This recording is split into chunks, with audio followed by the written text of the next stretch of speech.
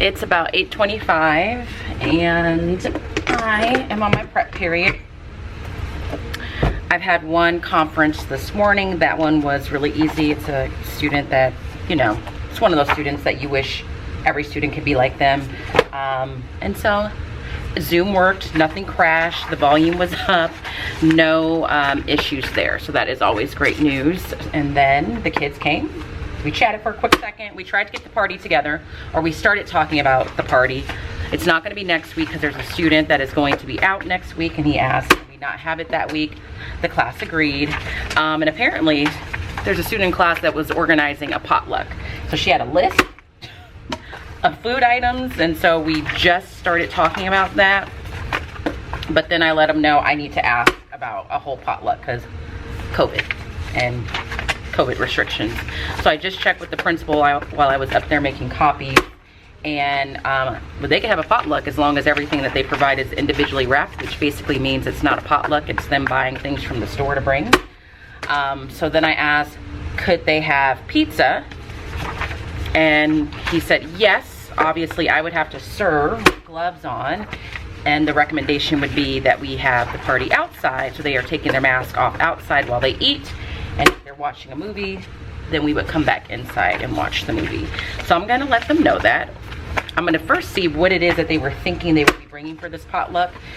Because again, essentially, it's not as though they can be cooking something at home and then separating it, because that goes against like COVID safety. So that happened. What I'm putting together right now is something that I use every week.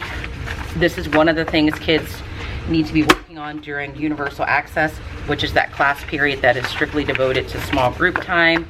I bought this my first year teaching middle school, when I realized like a good chunk of my kids, when they took iReady, vocabulary was always an issue, and then specifically like knowledge of Greek and Latin roots. So I found this book that teaches them 10 new what is the name of this book? 10 new prefixes and suffixes a week, and then gives them different activities to do with it. It's not the most exciting, not the most innovative type of teaching, but I told them like it's one of those things where I don't have time to like devote to full-blown lessons every day, so at least I know they're being exposed to it. So the book looks like this. I got it off of Amazon. I will see if I can find it, but it's been a couple years. And then every week the format is the same. The words or word parts are just different. And so I've cut down the packet a little bit.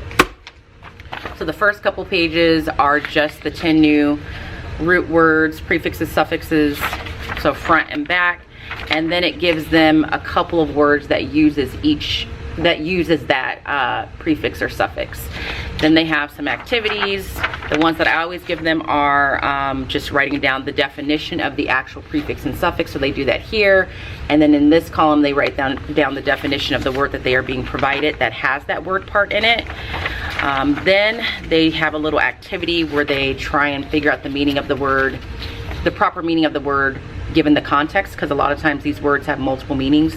So they're reading the word being used in context and deciding what the definition is in that case based on how it's used. Then a very basic standard fill in the blank with the correct vocabulary word. Again, this is not revolutionary teaching, but it is what it is. And then the next section is they are identifying and placing the correct prefix or suffix to the definition of the actual prefix or suffix. So for example, number 1, they're asking what prefix or suffix means contest. And so they would look up here in the word bank, and then they would put it there. And then at the bottom, again, just the definitions of the new words that they learned in the process of learning the definitions of the prefixes and suffixes. So I give them this every week. They have a week to complete it. I collect it and it gets graded on Tuesdays for my homeroom class, which would be today, and Thursdays for my switch class, because that's when I see them. And my hope is, I haven't had a full regular year in middle school yet to know. Such a lovely student. Thank you. And then good ones. Thank you. My hope is that vocabulary scores will increase, as indicated maybe by iReady or state test performance. But if nothing else, they're being exposed to 10 new words, 10 new prefixes and suffixes a week. So it's not hurting them any, basically.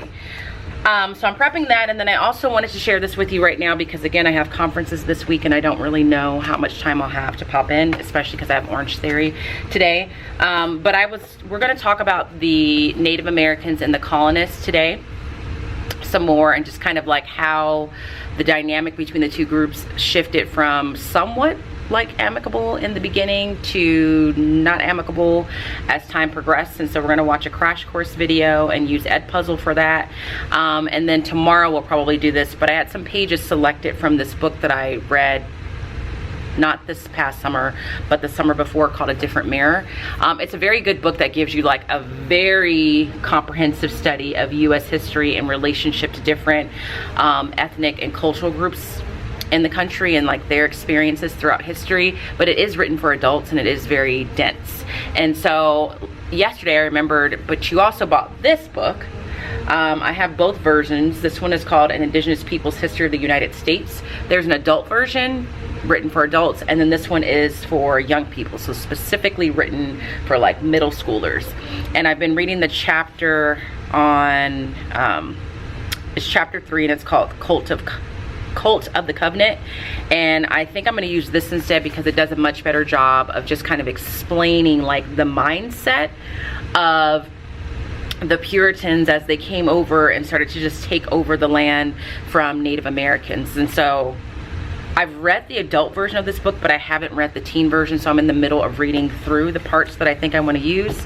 And I'm excited because I think it's better and it does a good job of going through things, and we're going to do that tomorrow. So if you teach US history and you teach middle school, I have not read this whole book, but so far the part that I'm reading is very good and giving a very accurate and full depiction of what historically was happening as the colonists were coming over and like establishing themselves in the quote-unquote New World. So highly recommend this. But that's it. I'm going to continue stapling these papers. I would like to say, if I have not said before, this is probably one of the smartest things I bought for my classroom, just an electric stapler. I got that from Office Max, and I don't remember if I used the money we get reimbursed to do that or if I just bought it on my own, but I do know it was about $80, and every time I use this, I just pat myself on the back for that smart choice. So that's what's up right now. My homeroom kids, I've only talked to them for about 10 minutes, but they're better already than what they were doing yesterday, so that's good. Back to stapling. It's 4:15ish. I'm at home.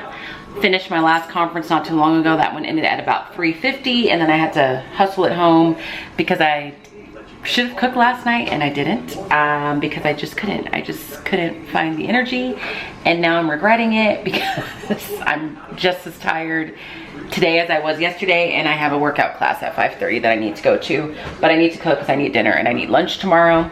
So I have everything out. I'm going to try and get as much of this done in the next hour as I can. My class starts at 5:30, so I need to like be heading out the door within the hour, but it's going to be pan roasted cotija chicken with smoky pan sauce, sauteed cabbage, and cumin seeds. So hopefully I get most, if not all of that done. And I'm really just here to close out the vlog for today. I think the last time I checked in with you, I was on my prep period. We watched I don't think I said this, but in social studies, we were gonna watch a crash course,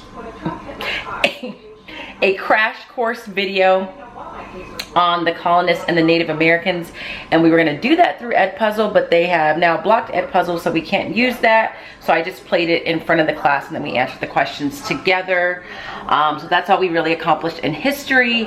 And in language arts, they worked together to find text evidence for the theme of the monkey's paw. My homeroom class, my switch class, is still a little bit behind. They haven't officially decided what the theme is because we haven't gotten to that conversation, but we will do that tomorrow.